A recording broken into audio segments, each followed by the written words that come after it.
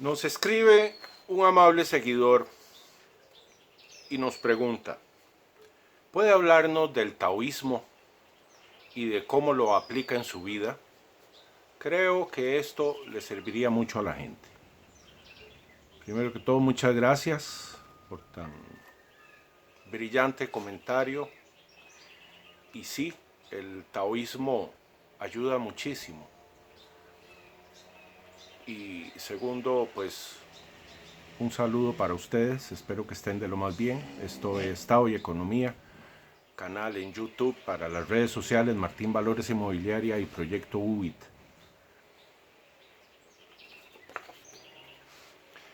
Para abordar un tema tan profundo como el taoísmo en corto tiempo, voy a tratar de ser muy sintético, pero eventualmente tengamos que hacer 2 o incluso 3 vídeos al respecto. Sí les prometo que los voy a hacer seguidos. Si hay que hacer una segunda, una tercera parte, es lo que voy a hacer antes de hacer ninguna otra cosa.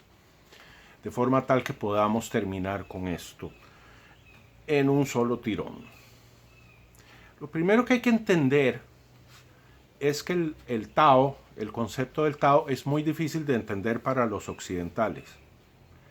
Hay una enorme divergencia conceptual entre la cosmovisión o la idiosincrasia oriental y la occidental. Por darles un caso sencillo, en el texto muy antiguo de Li Qing, que ya casi vamos a empezar a observar también, a comentar un poco acerca de él, se dice de la lluvia. Ahí vienen los nubarrones. Para nosotros los occidentales, la lluvia, el nubarrón, significa tormenta, significa que nos vamos a mojar, significa algo relativamente malo. Salvo para aquellos que son campesinos y que están esperando la lluvia, todos los demás en Occidente consideramos a la lluvia algo que nos estropea la fiesta, por ejemplo. La celebración que hicimos al aire libre se arruina si hay lluvia. Entonces ese es el concepto que tenemos los occidentales. Para el I Ching, que es el sumum de la concepción, de la cosmovisión oriental, la lluvia libera la tensión atmosférica. ¿Ven? Es decir, es lo contrario. Es muy bueno. Otro ejemplo. En Occidente decimos todo lo que hay sobre la tierra, todo lo que hay en el mundo, es la concepción de algo terrenal y nosotros estamos encima de ese globo terráqueo. Para los orientales, para los chinos específicamente, y por antonomasia para muchos de esas áreas cercanas, lo que dicen es todo bajo el cielo. Todo lo que existe bajo el cielo. Es decir, conciben el cielo como algo muy superior, obviamente, y nosotros como seres humanos estamos debajo, regidos por ese cielo. Hay una subordinación conceptual en los asiáticos de que el ser humano está debajo de algo, mientras que para los occidentales el ser humano está encima de algo. ¿Okay? Occidentales encima de algo llamado tierra, orientales debajo de algo llamado el cielo. A partir de ahí es lógico que haya una dificultad para los occidentales poder entender la concepción oriental y viceversa.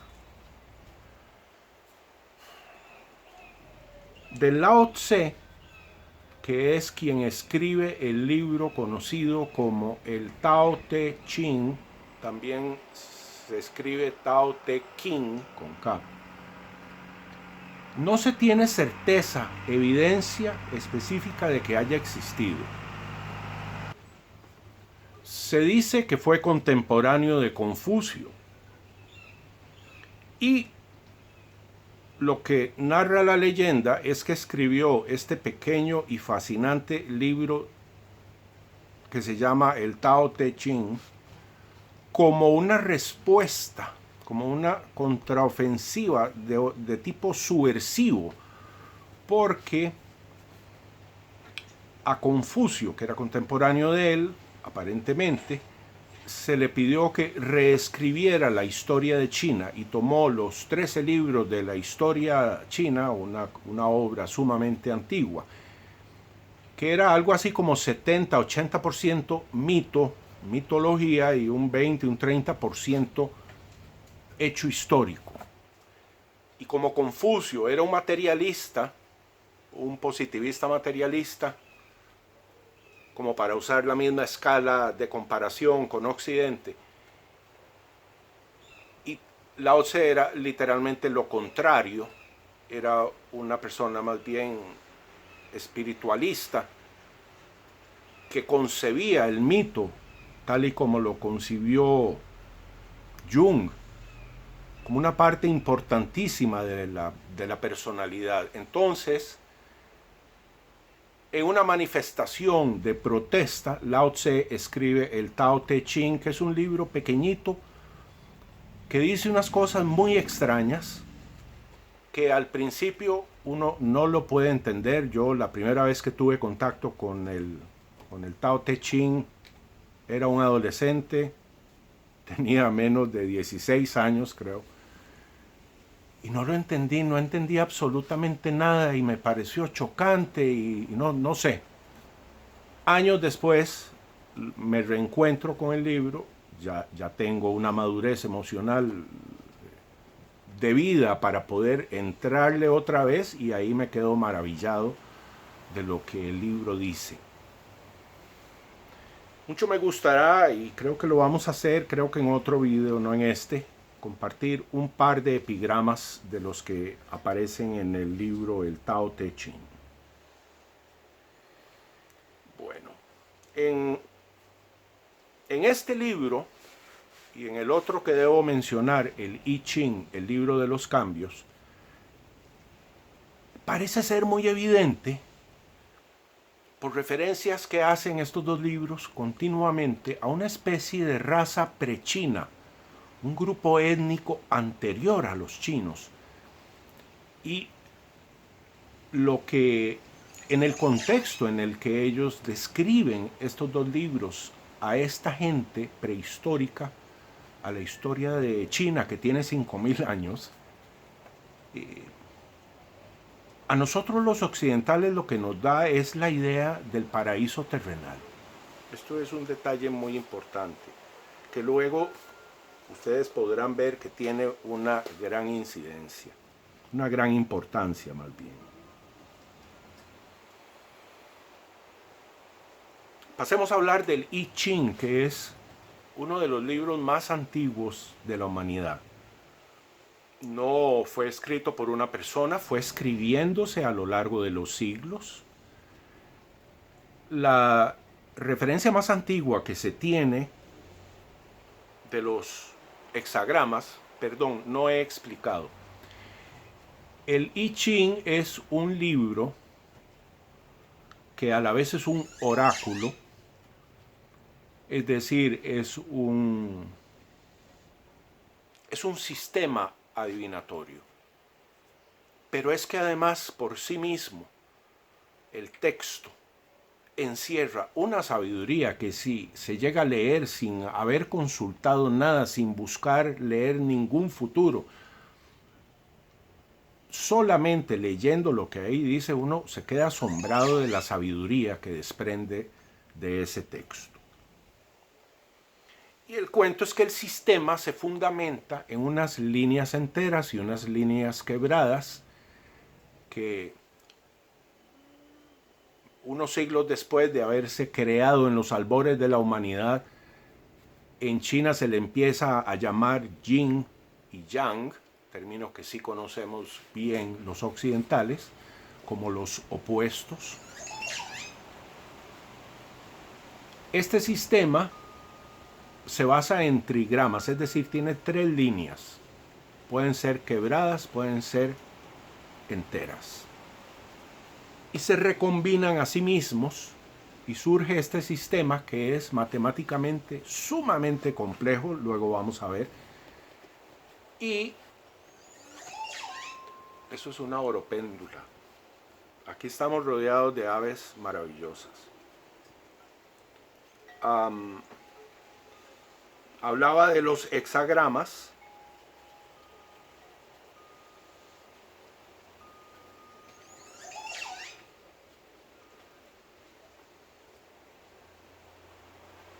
Y que estos hexagramas, las evidencias más antiguas que se tienen provienen de excavaciones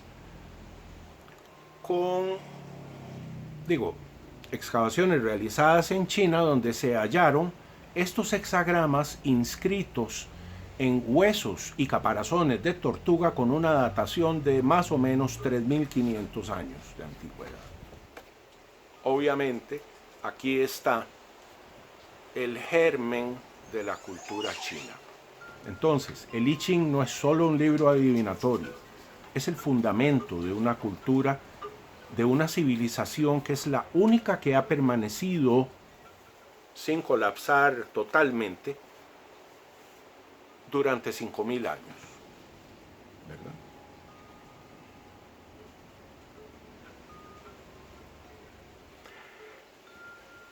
Aquí es donde yo tengo que pegar el freno, porque aquí es donde se pone sumamente interesante.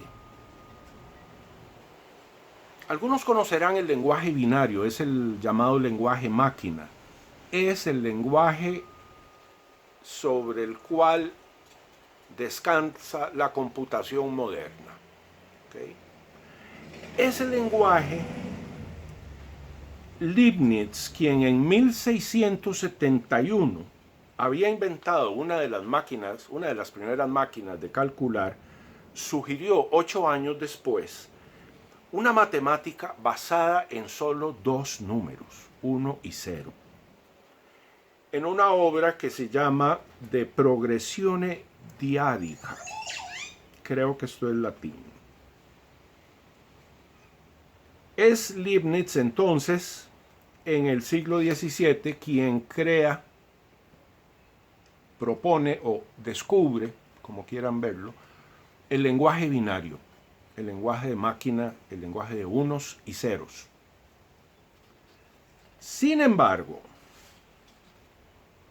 2000 años antes, quizá un poco más, un poco menos, aparece en el I Ching un arreglo de estos hexagramas que le había contado, de las líneas quebradas, las líneas enteras, arreglado de una forma y cuya forma se conoce como el arreglo cuadrado y circular, atribuido a Fuxi. Fuxi es un personaje mítico de la historia china. Ya centramos otra vez la cosa. Que no se sabe si existió o no, aparentemente es una cuestión mítica, porque ya creo que hasta volaba. En fin, este arreglo de los hexagramas presenta el lenguaje binario de 1 a 64 expresado en los hexagramas. Eso es de lo más interesante que hay. Es decir, el sistema es absolutamente matemático. Tiene una matemática muy compleja. Esto ha llevado a algunos a decir que el I Ching es una máquina del tiempo. Y cuando uno lo estudia, empieza a ver que algo de razón puede tener esto. ¿Qué es el I Ching entonces? Perdón, ¿qué es el Tao? Por eso es que, mire, ya casi llevamos 15 minutos y no he comenzado. Les voy a decir rápidamente qué es el Tao. El Tao busca el no ser. Busca eliminar el ego, el ser, entre comillas, imperfecto, que está basado en el ego.